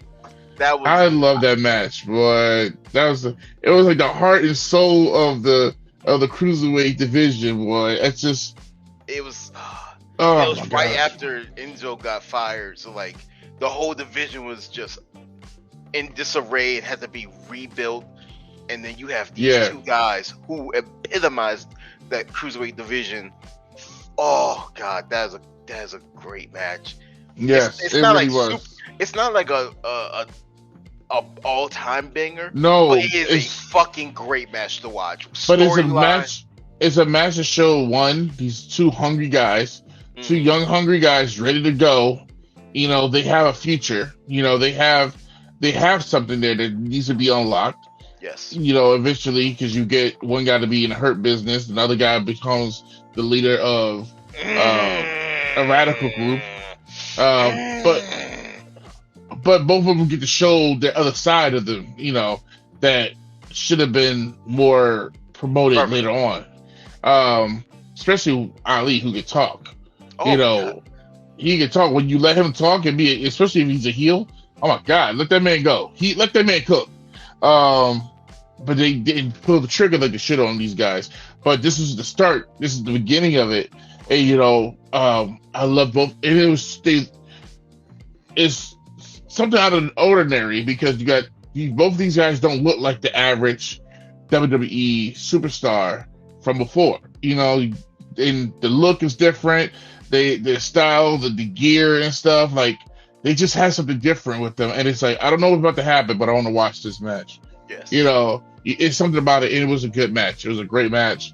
Believe Cedric won the belt. He did. Yeah. It was his first championship in WWE. I got to watch this man cry. I was ecstatic. I was ecstatic for both. Especially being somebody who got a second chance. Yeah. Initially wasn't even hired by the company. He impressed so many at that Cruiserweight Classic that Triple H was like, all right, I hear y'all. He's got a job. As a matter of fact, the same thing happened, and the same thing, it was also for Mustafa too. Yeah, he was in the Ultimate. He wasn't even in the tournament. Someone had pulled out, and he got called in. And so these guys that had a second chance, that by chance got to be on that platform and made the best of it. And look where they are, you know. And Josiah said it best in his Wrestling Flow. I think it was for Triple H. Wrestling Flow. Yeah. See what happens when you give someone a chance. Yeah. Boy. It's true. Wrestle Flow. I love that guy. All right, so that was my number 5. What's your number 4, buddy? Number 4, and we're gonna end our TNA streak here, but we back, baby. Oh god. We back with the holy prophet of the power game, Mr. Knock You Straight to the Moon, Mr. Joey Head Rocker versus a very hungry, in my opinion, the peak of his career, before one more thing. A double, the greatest man to ever live, and one of the most angriest vegans I've ever seen on Twitter, Austin Aries at Slammiversary 10 for the X Division Championship. Okay. This is an extremely underrated match. These two fought before. If you're a wrestling fan, you know Austin Aries was the one that dethroned Samoa Joe for the Ring of Honor Championship, ending his legendary reign that still reigns supreme to this day. But this match, in my opinion, is actually better than that match because they both have grown. They've got more experience. And right. Granted, they had a little bit. I think this was like maybe a 15-minute match, so it wasn't like a 30-minute classic. But the fact that how much they fit into 15 minutes, I'm with it. It's honestly one of Austin's best performances, one of his best title defense. I want to say this is his last title defense before option C, which he would go on to become world champion, defeating Robert Roode. I want to say this is his last defense. Again, I can be wrong. I'm not Mike Tenay. I'm not the professor of wrestling. I just love wrestling. Right. But again, you had Samoa Joe, who was in a weird point at this point in TNA. He's been there for years. He's held the world championship, but has never gotten back to the world title picture. He's been mostly tag team, X Division. He had like a weird mohawk going on at the time. Yeah. And like you could tell, like he looked like he was ready to go. This was like 2013, so I think this was like maybe 1 or 2 more years. I forget when he debuted in NXT. It might have been 2017 or 2018 he debuted in NXT. Samoa Joe never gets his due the way he should. You know, like I know. History through all the companies and stuff. He's a good hand, but yet it's just something about the way they think, and they never pull that trigger to let this man really be a champion. Hopefully AEW does 2015. It was 2015 when he left TNA, so this would be only 2 years before that would happen. Yeah, hopefully AEW lets him do it, but like, you know, like man, I would love to see him be the top dog before he ever retires. You know what I'm saying? Like, absolutely. Yeah, he deserves it. He's been in the game far too long to not be that guy. You know, he should have been. You know, he should have been the world heavyweight champion a couple times. He should have beat AJ for the belt, like at least once. At least hold the belt once. I get it, y'all gonna have AJ versus Shinsuke. You could have had Joe just hold it for a little bit, dog. Y'all could have gave me. Imagine you had let Samoa and AJ at WrestleMania for a belt. Well, don't do that to me, because that was WrestleMania 4. Don't do that to me. If they had for the main belt, Samoa Joe, Shinsuke, and AJ for the belt, bitch. Oh, God. Go to your next one. Go to your next one. Go to your next one. All right. So, all right, that was number. What is that? Number 4? Yes. Are we on now? All right. So my number 4 will be this. Now this I'm talking about. Now this right here.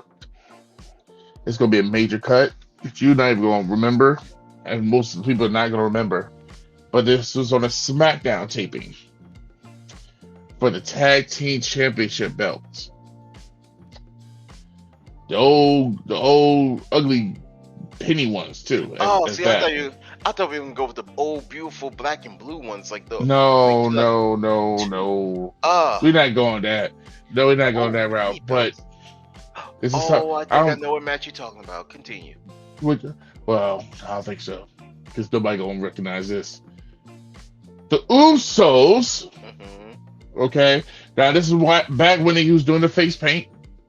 They were doing the haka, you know. Mm-hmm. Versus the Core. Heath Slater and Justin Gabriel. They were the tag team champions at that point.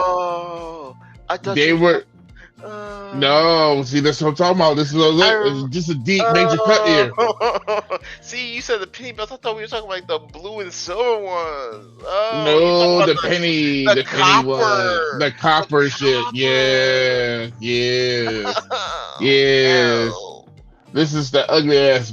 Yes, those belts. God. You just look at it. You look at it and you just taste like, ooh, it don't taste. What's that in my mouth? It tastes weird. Is that blood? You just feel like you taste iron. You're like, you don't know where it came from. Just the look of it, just ugh. But yes, they had an amazing match on SmackDown that was balls to the wall. Like, and these guys was trying to prove themselves to the masses because they gave them like I think 10 or 15 minutes, maybe 20, and they just killed it on a SmackDown taping, just a regular SmackDown. But it was for the belt, and you can look it up. It was a great match. Justin Gabriel, like one of the most like underrated, talented guys in wrestling that doesn't get talked about enough over the years because I guess maybe he just doesn't have that that personality as like those other guys. But he's not the biggest talker. He just does his job. Heath Slater is Heath Slater. He's gonna do what he needs to do. He's gonna be there and do his job right. But it was a balls to the wall match. The Usos killing it. They was flying everywhere. Man, it was just a dope ass match. But the Heath Slater and Justin Gabriel, they won the belt. They retained the belts. That's what I should say. But it was a great match, though. It was a great match, but no one talks about it. To this day, I still remember that match being as fun as it was. And this is when there was no real tag team division at the time. Like the Usos was literally the only tag team from before when they got there to to that point. And at that point, they were just throwing people together so they could have matches with the Usos. They have them with a belt and stuff. So I think that's at the time they had Brian Kendrick with Ezekiel. Ezekiel Jackson as a tag team. Domination. It's a combination of skill and concentration. So rise to the occasion. Do something amazing. Because anything that I do, I dominate it. Exactly. But they even made them like go for the belts and shit like that because they didn't have nobody. All the tag teams was gone pretty much, and Vince didn't care about the tag team division. He was like, I gotta pay 4 guys to do one match. That no. I just put anybody to these matches. So that's what they was doing, just throwing people together at the time, and that's what they was doing, and but that was a good outcoming for the Usos too. So it just showed what we see today with the Usos. They've been around that long. And you see where main event Jay is now, and nobody's bitch. Jimmy is that now? No yeet, okay? No yeet. No yeet. Unless it's copywritten. No, he got the copyright back. So we can sell the shirts. Yep, yeet's back. Oh, okay. Because I noticed he was saying that the other day. I was like, oh, so we can say that? We can say it now? Yep. Because last week he was just saying, what's going on, Oos? He did not say yeet most of the time. He just had to change it. Honestly, might be better. You don't need to say it every single. Yeah, you're gonna wear it out. It's gonna get overdone. Yeah, but I still love. But I like yeet for him. Yeah. It's yeet be saying like Jimmy. Jimmy should not be saying yeet because he's not. He's a heel. Yeet, Roman. You're a heel. What did I tell you about this? What did I tell you? I don't like that. No yeet. Just stare at the camera. Jimmy's killing it. Both of them have the best comedic timing. It's something about Samoans and comedic timing, bro. I mean, look at their father, Rikishi. Like, come on now. Rikishi. All right, so that was my number 4. Yes. What's your number 5? Number 3. So number 3, we're going back to WWE. All right. A match that is severely underrated. Okay. And was the start, in my opinion, of what we would see today in current products. On an episode of NXT. Okay. And what would be his, at the time, last NXT match, Apollo Crews versus a very still young Finn Balor for the NXT Championship on a network episode of NXT. Wow. So not a takeover. So they showed their ass on that episode. So not a PLE event or pay-per-view as the old heads call it. A regular show. But it was on TV. It wasn't a episode. It wasn't. Oh, it was. This was before they were on USA. This was still network. Wow. So this was yeah. This was still like 2015, 2016 NXT. So this was before they really popped off. So like this is around the time I think Sammy got hurt. Kevin Owens was still rampaging, but I think he had just left for Raw because Balor won the title at the Japan event. But Apollo Crews showed his ass. He showed what he can do in that ring. Right. Finn Balor showed why he was a great signing. But there are little things that they did in this match, but even before the match, the presentation of the match, like how we see now the spotlight happening. Right. Again, could be wrong. This was the start of it. Like where they black out the crowd and you have like the blue spotlight on the challenger and the champion. I could be wrong because I did at least look. I couldn't find any of the matches. Again, it could be because YouTube took them down. But this was the start of that, if I'm correct.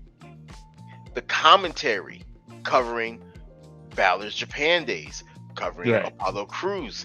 This was a very built up match for a regular network episode. Wow. And it was a banger of a match that, in my opinion, Apollo Crews should have stayed in NXT to develop more, to groom more, to maybe get a rematch down the line. But instead, they moved Apollo up the next, week, 2 weeks later, he's on SmackDown. They moved him up real early. Before. Like, way too early. Yeah. Way too early. Because now he's back at NXT. No, he was NXT, had a bit of a resurgence, then got drafted back to Raw and floundered. But Vince was still in charge around this time, so we'll see around Rumble time. Where if he comes out like number 5, oh yeah, you just here for a check, dog. You here for, they have rightfully so. Rightfully so. They have nothing planned for you. He comes out like number 20. I'm like, okay, they might have something for you in the works. We know your ass ain't coming out at number 30. That's about to be CM. Well, the whole Nigerian gimmick thing is over with. So, bro, that was dope. Fucking with that gimmick too, even though it was a horrible accent. I was fucking with that gimmick. I mean, he's Nigerian though. Yes, but I don't know what the fuck they were doing with this fake. Like, that's not. We've heard you talk, motherfucker. It's not. You could have just used your regular accent. What is this? What is this? Forrest Whitaker ass accent you doing? What is this? You ain't got the lazy eye. What are you doing? A Nigerian can't even do an extra. That was me. A real Nigerian can't do it. A real Nigerian can't do a real Nigerian accent. That's crazy. I'm sorry, Forrest Whitaker. You didn't deserve that shot. You didn't need to catch that straight, dog. I'm sorry. I don't know what Forrest Whitaker had to do with it. Forrest was like, "Oh, whoa, somebody talking shit about me." Forrest Whitaker, like, what the fuck did I do? I'm like, my bad. My bad, dog. That's on me. I got too deep in the bag. I got too lost in the sauce. That's on me. But this match is a great match to watch. One thing I say, you're messing me up because I'm thinking about some messed up jokes right now, and I want to be able to meet people one day. Yeah, I'm pretty sure I'm gonna meet some of these people and they're gonna like, so I heard you were talking shit. I'm like, look, it's for entertainment, dog. Please don't kill me. I got decent insurance at best. I can't I afford will to give them your die. full address, your phone number, No, we were about to. I was your about social to say security number. we were about I to was get like, it you were was about to get all him. demonetized It very was quickly. all Geek Squire. All Geek Squire. That was all him. He told me to say that. He told me to say it. If you're gonna let me stretch first, if you're gonna beat me up, let me stretch first. Please, oh, God, I can't be sore and just beat up at not the the same face. time. Just not the face. Just not the face. Like, I don't give a fuck about this. As long as you don't break the glass. If you break the glass, at least buy me another pair. Oh gosh. I've been in fights before. It's like, just if you break these, just buy me another pair. All right. All right. So What's your number 3? Number 3. Jesus. Oh my God. My number 3 will be what is it here? John Cena versus Sami freaking Zayn on his Raw debut. Right. You goddamn right. That man killed. I like Sami at one point. I'm like, all right, he cool, whatever. But when that man came to the main roster to do that U.S. Open challenge, then he went balls to the wall with that shit. Matter of fact, to the point that he hurt himself in the match. No, he didn't even get to the match. My man was so hyped, he was doing this and popped the shoulder out, and it's like, Oh, that's how it was? Yeah, when he was doing this on the steps, the shoulder popped out. Like, it was a Oh my freaking gosh. So right before the match, he's already down like 75% health. But he did 100% work though. Oh yeah, like he oh my gosh, fucked it up. But like 100% one of the my favorite open challenge match is that match. That is that and the Cesaro match. Yes, oh God. He killed it. He really like showed me like that motherfucker could go. I'm not gonna lie to you. I really thought you were gonna say John Cena versus Zack Ryder that United States title match, because that's also an underrated match. Because Zack Snyder, Zack Ryder, Zack Snyder wrestles. Oh shit! Zack Ryder pulled out 450 splash like he never does another one again. But Zack, now you gonna have me say Zack Zack Snyder. You fucked up. Zack Ryder will put off a certain move here and there that will fuck you up. That he'd be like, I'm surprised it landed. I just had to do it, and I went for it. Yeah. But yes, that's my number 3. That's my number 3 right there. All What's your number 2? So number 2, and we're back in NXT. This is actually the last NXT and WWE match. And this time it's the ladies. Okay. It's the ladies. Oh, because this match made me fall in love with both of these women. I know what you're about to say. I know what you're about to say. Already in love with them before. Go ahead. I think I know what you're about to say. I know what you're about to say. People watching this, I know it's like at least maybe 100 of you. He's a nasty Y'all know bird. me. Y'all know me. Y'all know I like women that could potentially kill me. I watched a lot of Cowboy Bebop. I fucks with Spike a lot. So when I heard that we were going to have a last woman standing match, I knew it. I knew it was going to be this match. I knew you were saying because I literally was mad because I should have had wrote it down myself. Shit. As soon as you said the women in NXT, that shit came right to me. Son of a bitch. Damn. Why the fuck I didn't think about that shit? Damn it. Because I did. Yes. The Empress of Tomorrow versus the psychotic gremlin in Nikki Cross. Okay, see, no, that's a different one. Oh, it's a different one? Which one are you thinking of? I was thinking about the Bailey versus Sasha Banks last See, that's not underrated. No, there was an Iron Woman match, actually. Yes. Both of their matches are not even remotely underrated. They are perfectly highly rated. Them bitches hit. That's that Booker T right there. No water. Sucky ducky quack quack. Just meat. Shuck it, duck it, quack, quack. Uh-huh. But yes, Oh, Empress yeah, of Tomorrow, Empress and Cross. The Yes, psychotic gremlin that was Nikki in the NXT.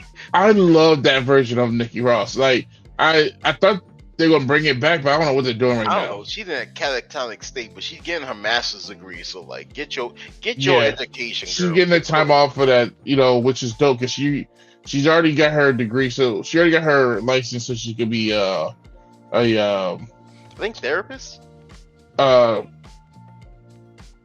Personal trainer. Oh. She got her thing to be a personal trainer. Now she's going in for her master's now with this whatever. So she's already thinking of her backup plan. Yeah, she knows she's not gonna do this forever. Yeah. So which is great. She's still young, so I feel like she want to get this, and then that's when you'll see her do less stuff, and probably want to have a family. Yeah. But yes, Nikki Cross, Asuka. This was a fucking insane match. Okay, I need y'all to understand. These two women went out there and did some shit. There was steel chairs. There was a garbage can. There was a superplex off a ladder through an announcer's table. Like this match made me go. I would love to just see these two just fight. Fight. Give me more of this. This gave me hope that we could get this on the main roster, and we did. Years later, Was it the same? it wasn't the same. Sometimes it's just never you try to rekindle those things. It just doesn't work sometimes. Sometimes it does. I think we've had we've had a few bangers here and there, but like sometimes it just don't. Yeah. All right. Well, my number 2 will be one of the most underrated matches of all time. For the Intercontinental Championship belt at WrestleMania. I believe this is WrestleMania 13 or 14. Zack Ryder versus Dolph Ziggler. They had a WrestleMania match? At 13? Wait a minute. Wait, pause. WrestleMania 13? That was like 1995, dog. No. I'm talking about WrestleMania like 13, like 2013, 2014. Oh, see, you gotta say that. Like you. Sorry, I misspoke the way I said it. Yes, it was for the championship belt. It was a great match. Yes. Are we sure we had a WrestleMania? It was a great match. It was a great match in our minds. Are you hallucinating, dog? Yes, this is a little inside joke to the point what I'm saying because it's a bonus. I had to throw this little bonus in there. Are you hallucinating, dog?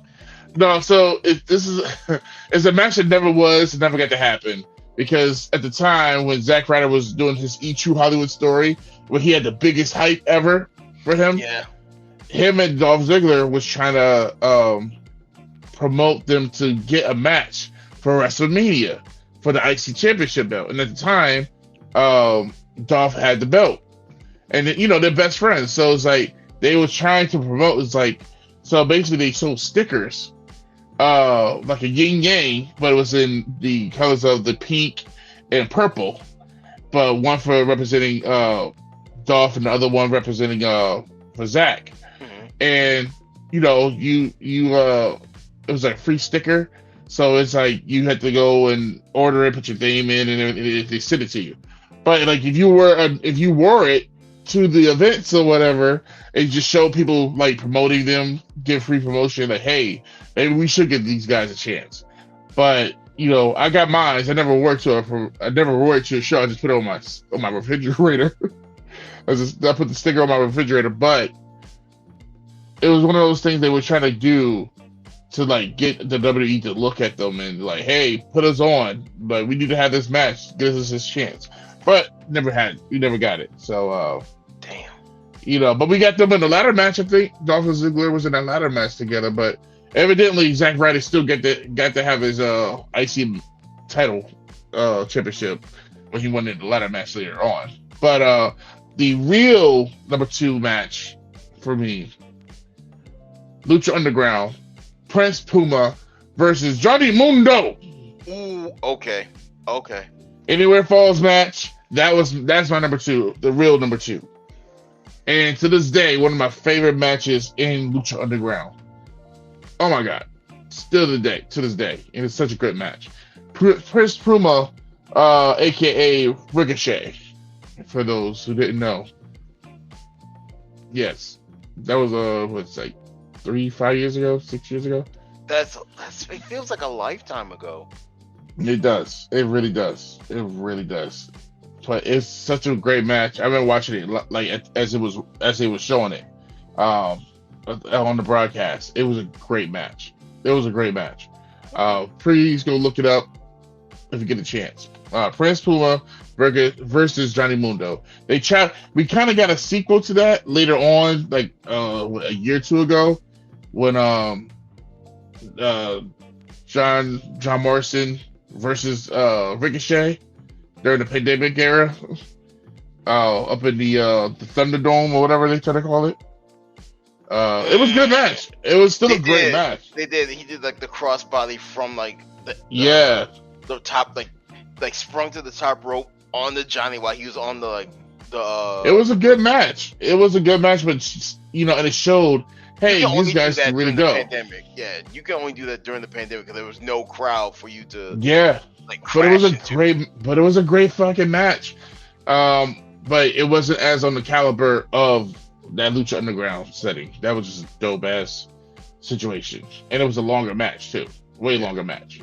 All right, what is your number 1, sir? So, the number 1, the reason that Samoa Joe in it?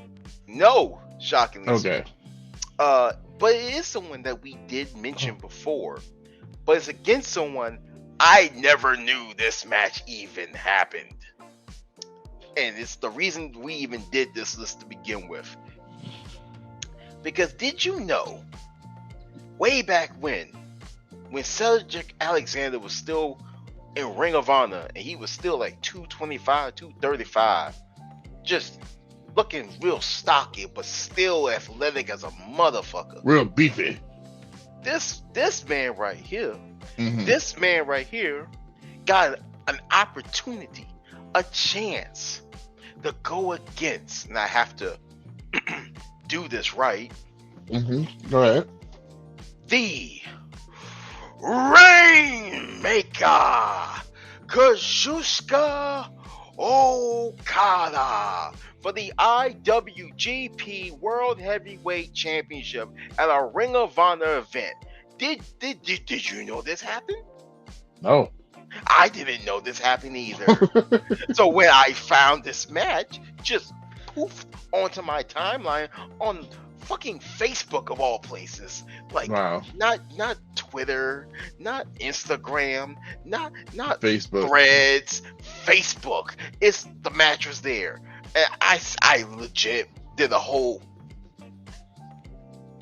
Yeah. Motherfucker, when did this happen? Why did I was not notified of it? And why am I now just that? My whole day is completely tossed to the side for this match now. Boy, your boy showed out. He showed out in this match, and we knew he wasn't gonna win, but he made you think he was, though. That's the best.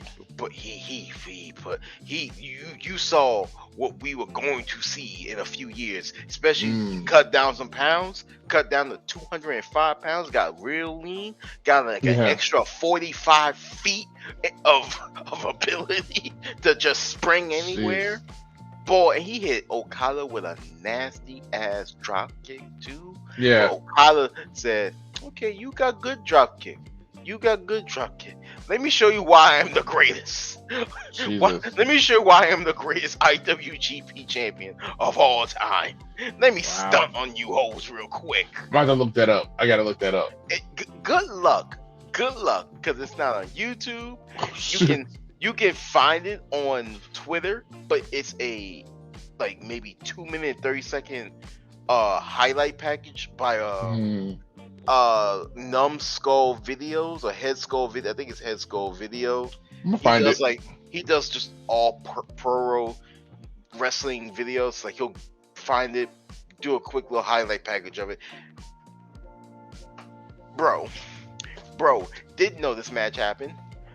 It's underrated. You had Okada, who is at, I can't even say his peak because it's Okada. His peak is still Okada. Like he's yet to fall off yet. I think.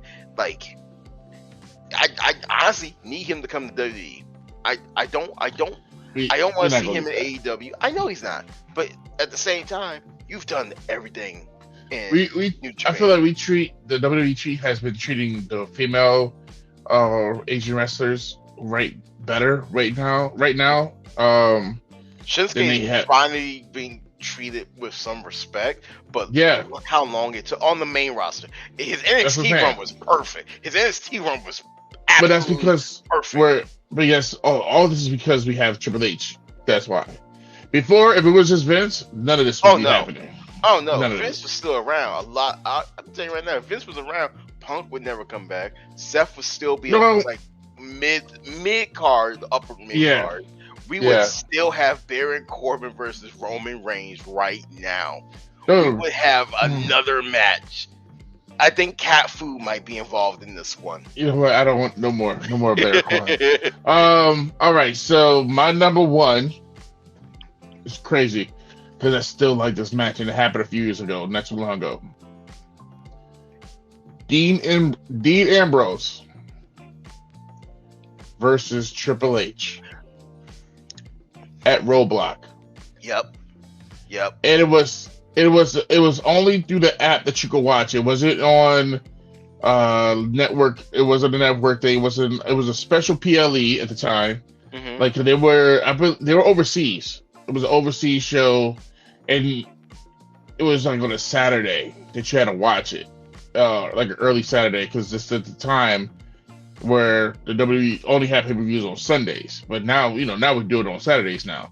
But at the time, it was like, oh, this is a Saturday pay-per-view? This is different.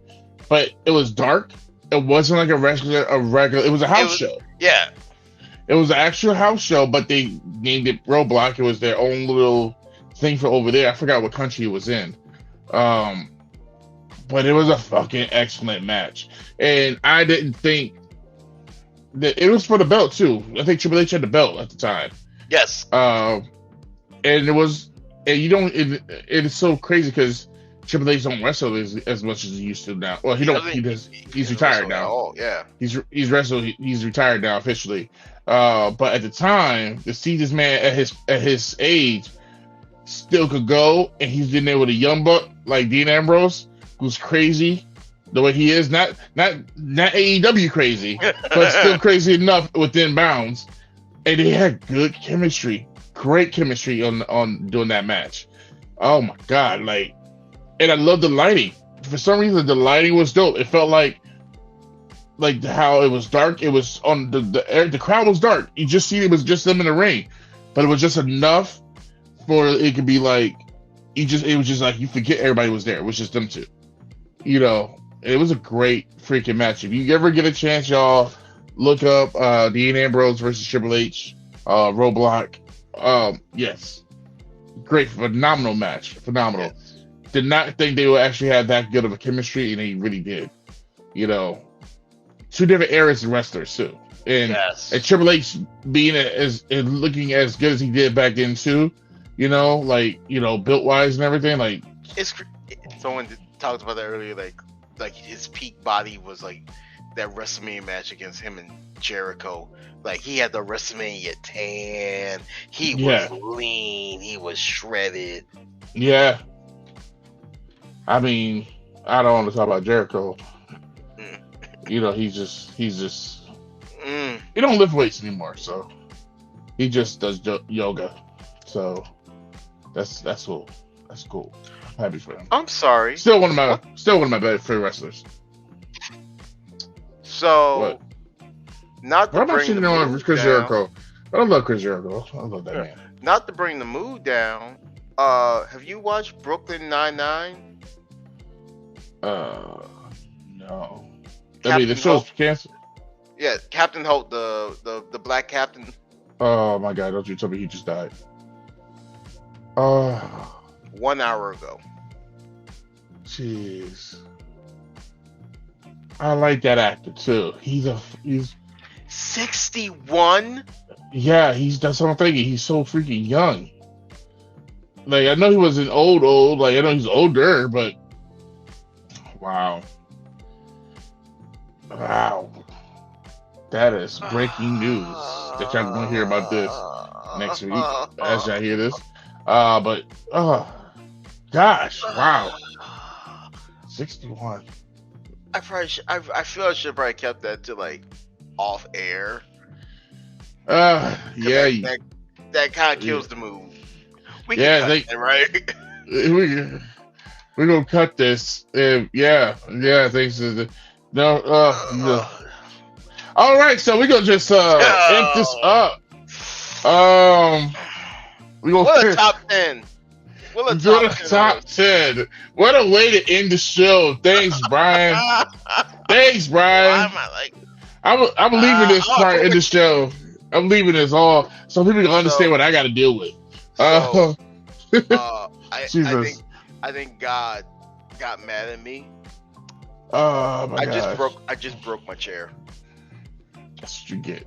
That's what you get. You know what? Thank you, y'all. This chair.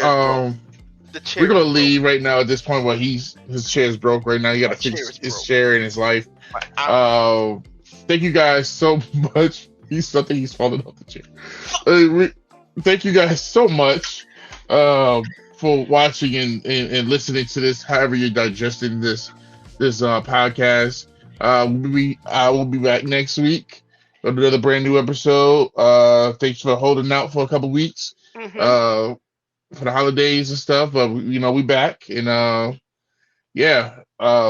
new show, brand new episode next week, next Tuesday for you. I'm your boy Dom. That's Brian right there from Geek Squad. This is the BearatNight podcast, y'all. Talk to you later. Peace. You